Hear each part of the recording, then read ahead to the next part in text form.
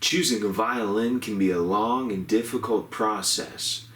Here's some steps to make it a little simpler for you. The first step in choosing a violin is deciding what your budget is. How much money would you like to spend? Believe it or not, a decent student violin starts around $500 up into $1,000. This may seem like a lot of money, but a better quality instrument is going to be a lot easier to play and a lot more fun to play.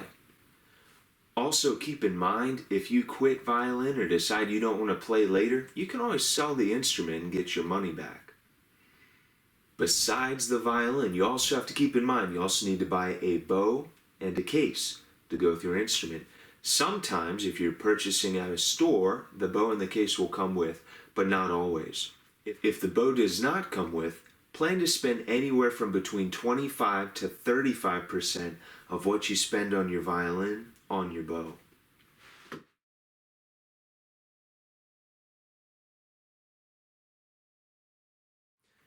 If you're purchasing a violin off of sharmusic.com or you're going into a general music store where they may not know how to measure you, here's some ways you can size yourself to know what size violin to get.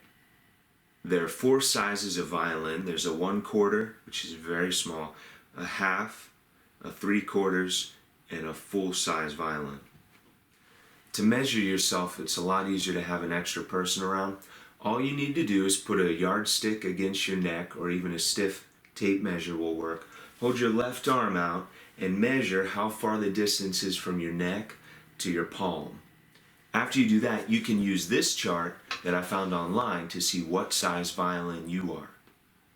The different sizes mostly just apply to children. If you're an adult, chances are you need a full-size violin. It's always better to measure yourself with an actual violin rather than use a yardstick or tape measure. The way that you measure yourself with an actual violin is to put the violin on your neck, put your chin on the chin rest, and stretch out your left arm like this. The violin should so fit that the scroll reaches your palm. Or I guess I should say your palm reaches the scroll. Obviously, this full-size violin fits me. If you're a child and you reach out your arm and your palm only reaches here, it doesn't reach all the way to the scroll, you need a smaller size violin. I started playing the violin in 3rd grade and I started with a 3/4 size. By the time I was in 5th grade, I was able to play on a full-size violin.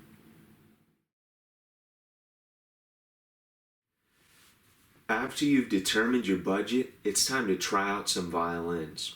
The easiest way to do this is go to a local violin shop or a luthier, a violin luthier. A luthier is someone who works on violins and builds violins and fixes violins for a living.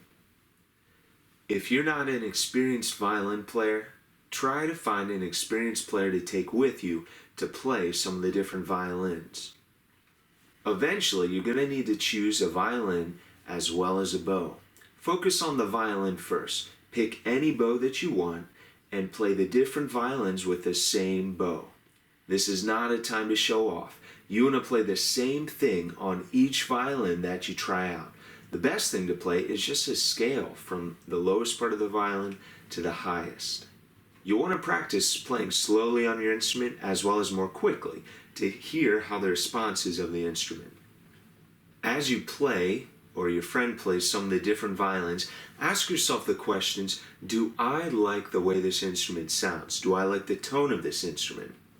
Another good question to ask yourself if you're the one playing is this violin easy to play? Is it easy to create a good sound out of this instrument? It's also a great idea to try out some instruments at different price levels. See what a $500 violin sounds like. See what a $700 violin sounds like. See what a $200 violin sounds like. Also, make sure your purchase is done through a trustworthy source. If the seller's telling you that the violin's worth $600, you want to make sure that it's actually worth $600. You might want to get a second opinion, or you might want to fire up your smartphone, search the model and make of the violin, and see what it's going for online.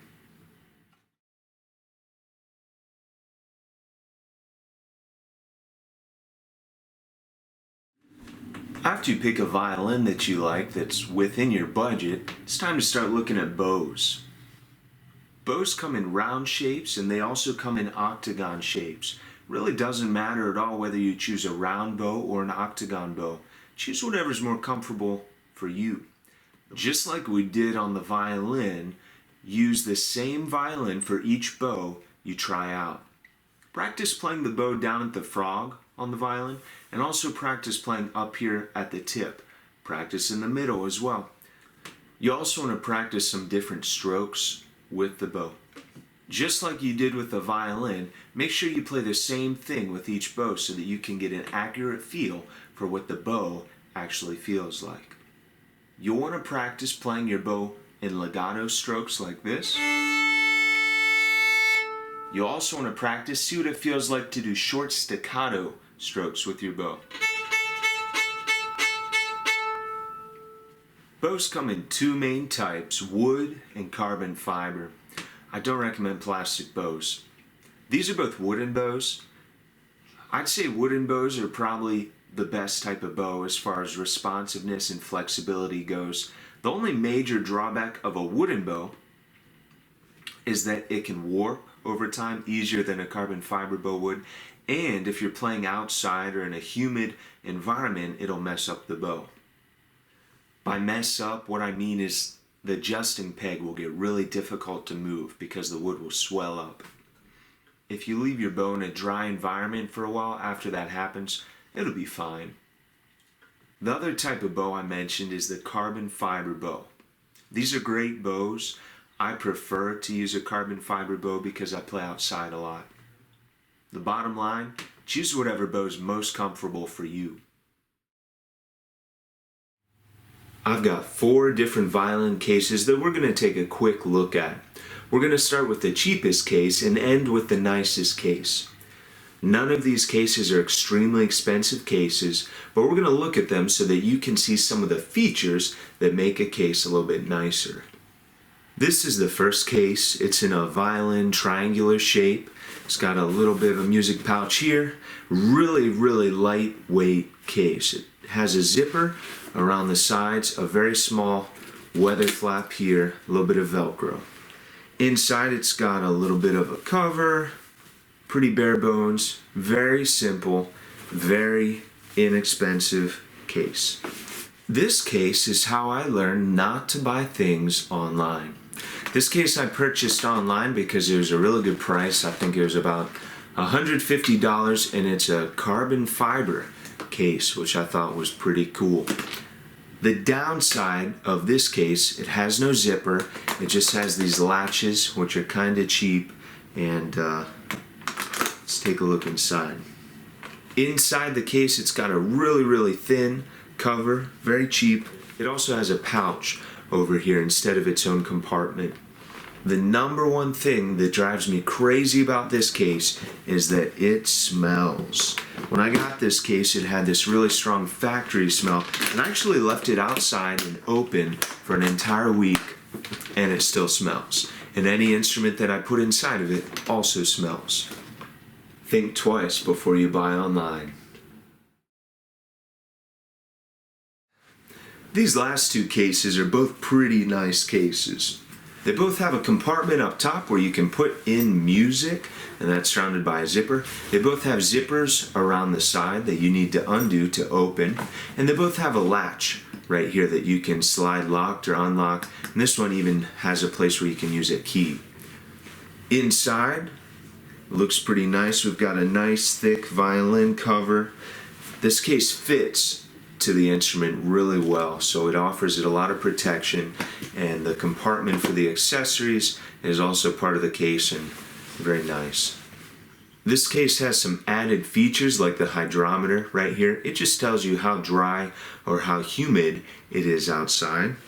It also has this little tube where I can store some old violin strings in case I ever break one and need to use an old spare.